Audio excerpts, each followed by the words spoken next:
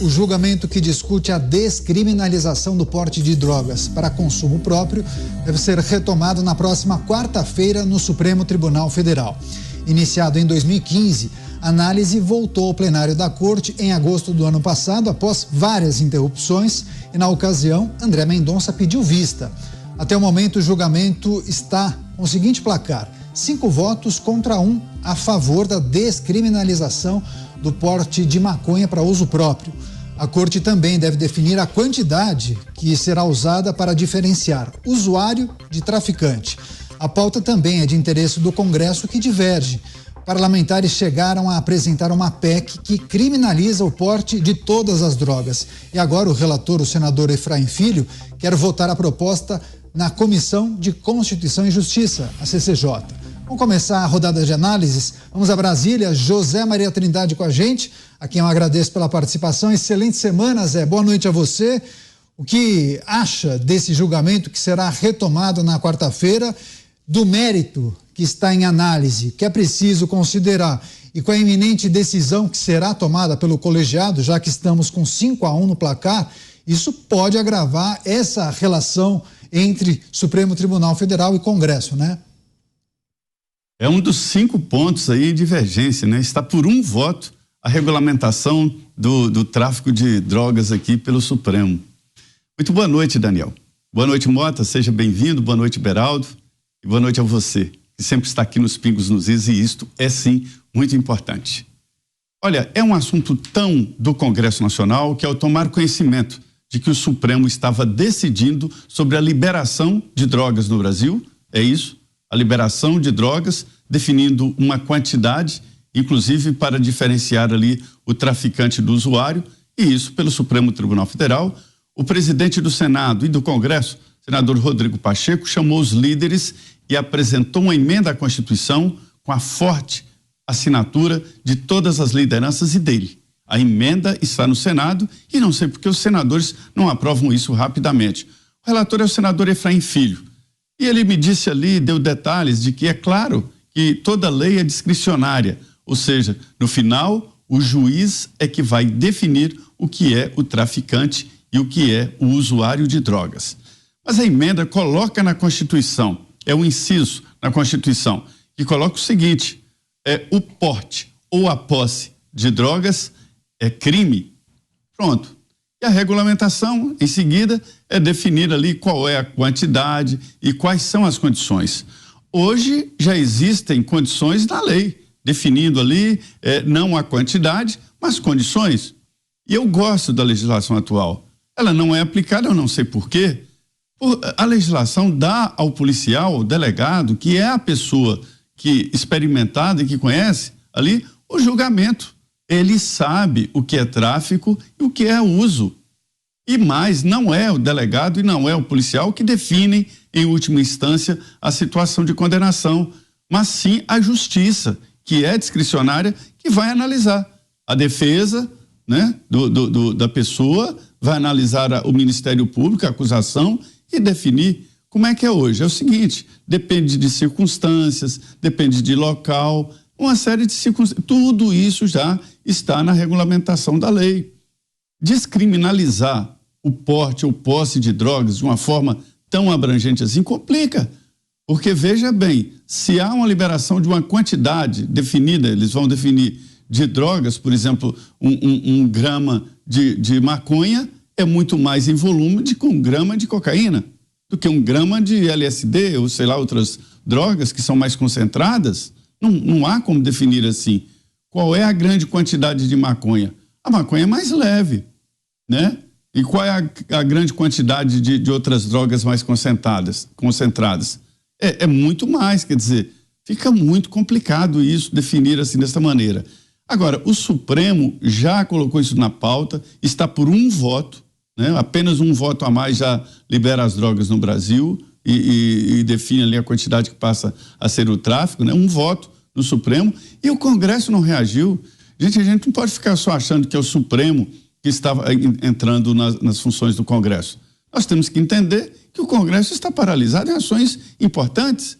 É preciso colocar em votação e o parlamentar assuma no painel de que lado ele está, como ele votou. É um absurdo o Congresso não reagir e depois ficar reclamando. Me disse o ministro do Supremo, olha, Zé Maria, nós não colocamos ali na Praça dos Três Poderes uma mesa e fazemos propaganda. Venham para o Supremo, apresentem aqui as reclamações. Elas chegam lá porque não tem amparo na legislação no Congresso Nacional. Então é isso, eu cobro do Congresso Nacional essa regulamentação. A emenda é boa, crime, porte e posse.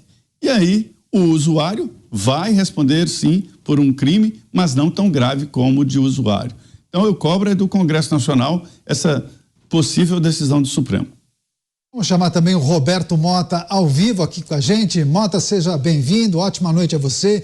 Espero que tenha passado bons dias de descanso, uma semana aí descansando com a família. Agora de volta ao programa Os Pingos nos Is e tema sensível para discutirmos, em descriminalização do porte de drogas para uso pessoal. O placar do julgamento está em 5-1 a favor da descriminalização. O que é preciso considerar? O STF é o local adequado para esse tipo de debate? Não é. Boa noite, Caniato. É muito bom estar aqui de volta, apesar das férias terem sido maravilhosas. Boa noite aos meus colegas, boa noite à nossa audiência. É mais uma daquelas notícias que faz a gente ter vontade de perguntar: que país é esse? Primeira coisa que é preciso esclarecer: o Congresso não é obrigado a fazer nada. O Congresso pode, em relação a um determinado assunto, escolher não legislar. Isso não dá direito a nenhum dos outros dois poderes a querer preencher esse espaço. A decisão do Congresso de não legislar sobre um determinado assunto é perfeitamente cabível, ou porque o Congresso acha que o Estado não tem que se meter ali, ou porque o Congresso acha que as leis atuais estão muito boas.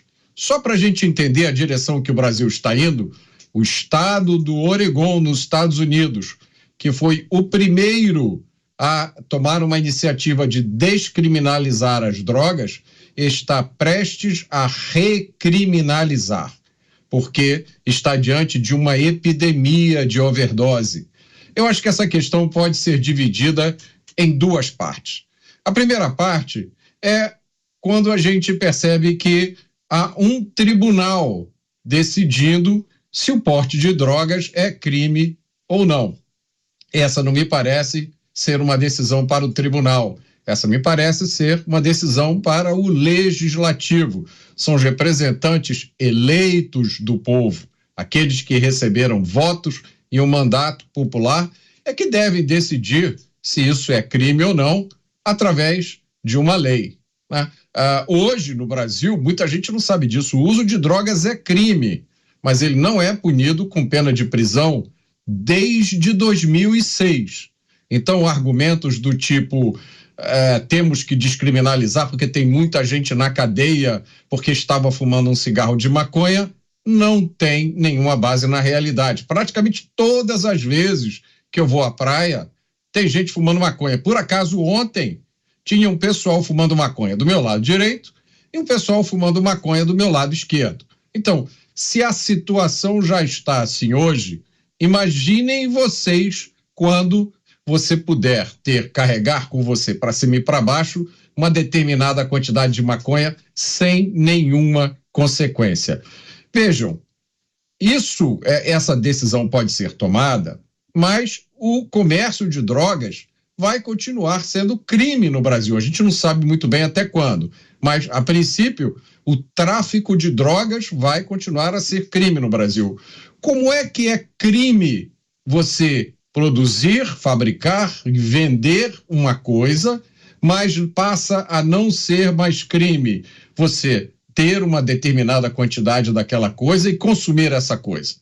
Tem um pedaço dessa lógica que não está muito correto. A segunda crítica que se faz a essa decisão que se pode fazer, para encerrar o meu comentário, é que é evidente, e as experiências no exterior mostram isso com clareza, que uma decisão como essa vai aumentar o consumo de maconha. E maconha, podem conferir no que diz a ONU, podem conferir o que diz o Ministério da Saúde da Suécia. onde o porte de qualquer quantidade de maconha é crime, com pena de prisão. Maconha é uma droga que vicia. Pois é, o Mota trouxe um aspecto muito interessante que a gente vai se aprofundar. Uma vez que seja descriminalizado o porte de drogas ou de maconha para uso pessoal, qual o estabelecimento comercial que a pessoa iria adquirir o produto? A gente vai tratar disso daqui a pouquinho. Vamos chamar o Cristiano Beraldo também com a gente. Beraldo, seja bem-vindo. Ótima noite a você. Estamos no aguardo da retomada desse julgamento que tem gerado muitas manifestações contrárias, inclusive de parlamentares. Eles defendem e reivindicam que o debate adequado deveria acontecer no Congresso Nacional. Suas considerações. Boa noite, Caniato. Boa noite, Mota. Bem-vindo de volta. Boa noite, Zé Maria. Boa noite à nossa querida audiência que nos prestigia todas as noites aqui nos Pingos nos Is, onde a gente tem que discutir coisas que deveriam parecer óbvias, mas no Brasil de hoje não são. A gente, diante desse julgamento que pode simplesmente abraçar algo que é absolutamente ilegal, porque, como disse o Mota, você não tem como comprar drogas que não de uma fonte ilegal, e é um mal à sociedade. A gente vê o efeito que as drogas têm feito, aonde ela foi liberada. Mota citou o caso do estado do Oregon, mas, enfim, vários exemplos aí mundo afora, mas o Brasil parece que não olha para fora, o Brasil só olha para dentro, o Brasil olha sobretudo para aquilo que deu errado, e a gente faz um esforço aqui sobre-humano para que dê errado aqui também. Afinal de contas, o Brasil não foi feito para dar certo. Coisas boas parecem que não foram feitas para prosperar por aqui.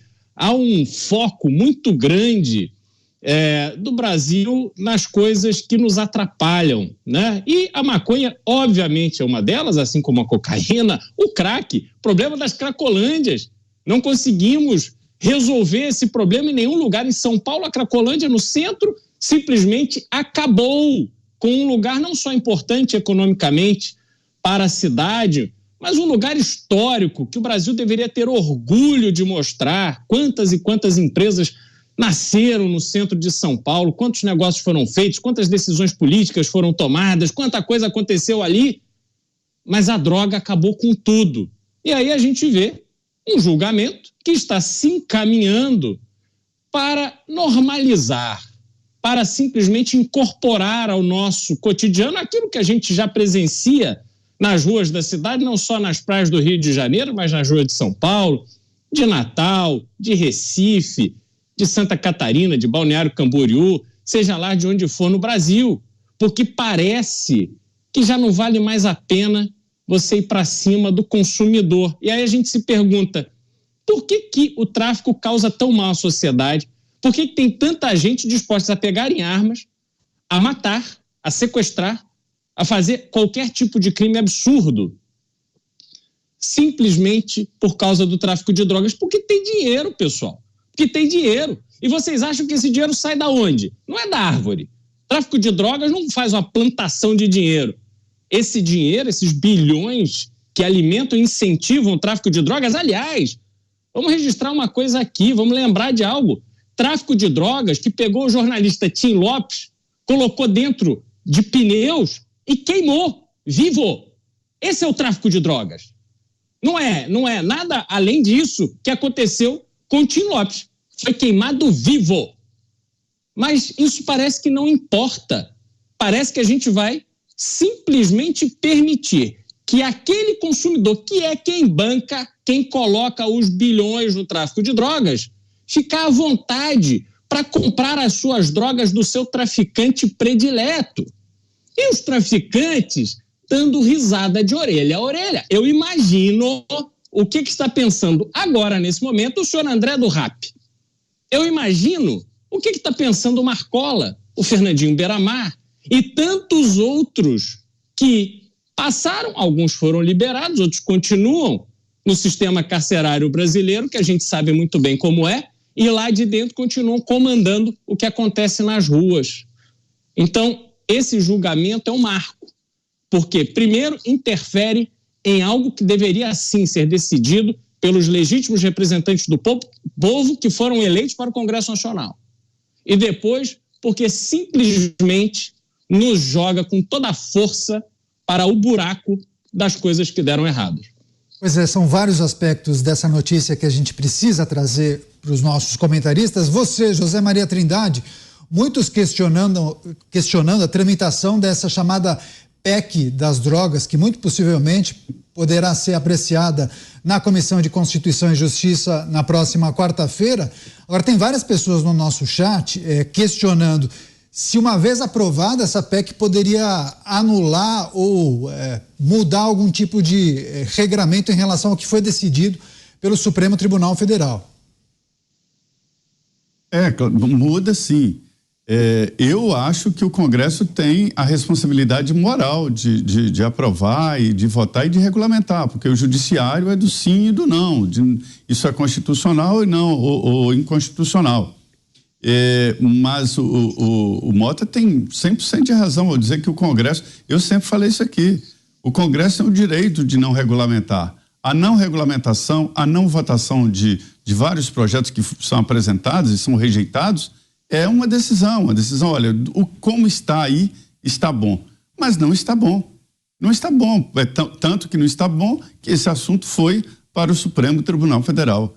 Eu entendo, a minha regulamentação possível era dar autonomia, como está, dar autonomia ao delegado de polícia que lavra ali a ocorrência, né? E o delegado se baseia no policial que fez a apreensão da droga e a prisão da pessoa, e aí definir. Ele sabe se tem dinheiro envolvido, como está embalada a droga, se já está pronta para a venda, se ele está com dinheiro trocado no sentido de que está vendendo e recebendo. Enfim, existem características que o policial sabe exatamente quem é o traficante. Venderam ao Supremo Tribunal Federal a ideia de que uma apreensão de drogas em Copacabana, aí é uso. Uma apreensão da mesma droga num bairro pobre, numa comunidade, é tráfico. Uma apreensão de drogas nas mãos de um branco é uso. A apreensão da mesma quantidade de drogas nas mãos de um preto é crime, é tráfico. Pode existir isso, talvez exista um ou outro erro, porque são pessoas humanas que fazem errado. Mas o juiz, ao receber a resposta da defesa e da acusação, né, o Ministério Público, ele vai julgar. É assim, é a definição correta, mas tem que colocar, e é por isso que eu defendo a PEC, né, como crime. É um crime menor, usar, e um crime maior, fazer o tráfico de drogas. Esta é a realidade. Essa emenda, Daniel, ela não está sendo votada na rapidez como imaginavam. Olha o peso desta emenda. Ela recebe a assinatura do presidente do Congresso e de todos os líderes dos partidos políticos. E que força estranha essa que faz um projeto assim patinar no Congresso Nacional, né? Para se ter uma ideia de como assim, a inércia é uma posição firme no Congresso e tem lá os seus defensores que a gente não sabe exatamente por quê, mas fica imaginando. Pois é, Mota, você chegou a tratar sobre alguns aspectos que eu queria que você se aprofundasse, porque várias pessoas questionam aqui, caso esse entendimento, essa tese seja confirmada pelo Supremo Tribunal Federal em relação à descriminalização do porte para uso pessoal, as pessoas perguntam, ok, aquele que gosta desse tipo de entorpecente, onde ele compraria? Qual o estabelecimento?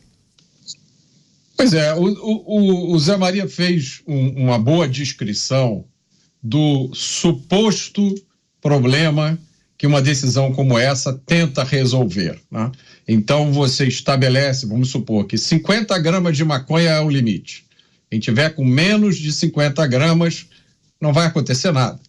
Você vai ser considerado usuário, o policial vai dar um sorriso amarelo para você e você vai sair rolando o seu baseado feliz da vida. Para pensar um instantinho. Ou vendendo, né, Mota? Ou vendendo, né? Ou vendendo, né? Uma quantidade menor. Essa história de porte de drogas para uso pessoal é uma premissa que se está tomando, né? Os 50 gramas de maconha podem ser uma encomenda, que o cara vai entregar ali, né? Ele pode levar 50, depois ele leva mais 50, depois ele leva mais 50. Então, essa figura de linguagem, porte de drogas para consumo pessoal, se você parar um pouco para fazer uma reflexão, ela não tem muito sentido. Mas pensem por um momento como a vida do policial agora vai ficar complicada, né? Imaginem, né? Eu sou policial, eu paro um sujeito na rua, está com 60 gramas de maconha, o limite é 50. Passa 10 para o outro, né? E aí? Passa 10 vamos levar amigo? Ele para a delegacia? Vamos fazer todo o processo para chegar lá na frente, arriscar o juiz e dizer, peraí, o limite é 50, ele estava com 60, esquece esses 10 aí, né? E se ele tiver com 49? E qual é a balança que vai medir isso? O policial vai ter uma balança na rua para medir isso, ou vai ser uma balança lá na frente no processo? Não pode, né? O policial tem que ter uma balança de precisão ali na rua. Mas olha, o policial já anda com a câmera, porque ninguém confia no que o policial diz. Então as pessoas agora vão confiar, né? Como é que vão saber que aquilo ali realmente era... Então, do ponto de vista operacional, isso é o caos. Eu não tenho nenhuma hesitação em dizer isso. As pessoas que estão pensando nisso, talvez nunca tenham tido uma experiência policial na rua. Eu nunca tive, mas eu tenho inúmeros amigos que têm, são policiais e me contam qual é o dia a dia deles. Agora, tem um outro aspecto, Daniel, que eu acho que vale a pena a gente ressaltar. Sim. Que é essa ideia de que é possível se fazer engenharia social. O que é engenharia social? Nós quatro, nós nos reunimos e achamos que nós quatro sabemos mais do que toda a população brasileira. Então, nós quatro vamos tomar uma decisão aqui que contraria os desejos, os hábitos, os costumes da maioria das pessoas. Tá? Mas nós vamos tomar porque nós temos convicção, nós somos iluminados, a gente sabe que isso é o melhor. Mas, ô Mota, a maioria das mães do Brasil desaprova o uso de drogas. É difícil você achar uma mãe que diga, não, eu quero que meu filho tenha o direito de usar drogas. Eu quero que ele possa comprar a maconhazinha dele em paz. É difícil. A maioria da nossa sociedade rejeita droga. A maioria da nossa sociedade sabe que droga é um caminho da dependência, sabe que é o caminho do desemprego, da pobreza, da doença. Mas, no entanto, essa vontade da maioria é solenemente desrespeitada. E aí a gente tem que se perguntar por quê. Tá? O uso de drogas, ele é um elemento destruidor de uma coisa que é a base da nossa sociedade, que se chama família. Todo mundo deve conhecer uma história de alguém que é dependente de drogas, que destrói a família. A família fica aos pedaços, porque não consegue lidar com aquilo ali, a pessoa acaba entrando para o crime, se torna violenta. Muita gente conhece a história. Como é que essas coisas todas podem ser desprezadas, esquecidas, em nome de uma decisão, entre aspas, racional, iluminada, que tenta resolver um problema que, como o Zé Maria disse muito bem, é um problema imaginário, é uma suposição que não é sustentada pelos dados da vida real. O que a vida real nos mostra é justamente o contrário. Não só que o uso de drogas causa vício, causa dependência, mas também que o uso de drogas é um dos negócios mais lucrativos hoje do planeta Terra e conduzido pelas pessoas mais violentas. E aí a gente vai dar agora essa abertura para que ele fique ainda mais forte.